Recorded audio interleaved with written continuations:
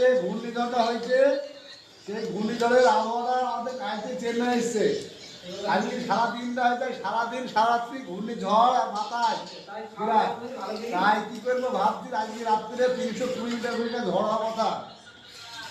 বৃষ্টি মুড়ে বাজারে গেছিলাম, বাদ দিয়ে এলাইছিলাম। এই দেখেন আটা, গমের আটা, লাচা, 5 কেজি দুধ, 2.5 কেজি চিনি, সাদা তেল, এই দেখেন আমাদের চিকেন, টমেটো আছে, বুলবুল দাদা রুটি বলছে পরোটা। এই আমাদের আজকে খাবার হবে। আমার একটা ভাইপো বাড়ি এসে বেড়া করে বিয়ে করেছে রংপুরে। হ্যাঁ, তাই আজকে রান্না হয়েছে, আমাদের খাওয়া দাওয়া হবে রাত্রেবেলায়। আপনারা যদি পাবেন, যে খাইলেও পস্তাবে, না খাইলেও পস্তাবে, দেখি দেখি। হ্যাঁ, যদি ভালো লাগে আপনারা শেয়ার লাইক করেন দেখার জন্য। হ্যাঁ, দেখার জন্য একটু আমাদের শেয়ার লাইক করেন।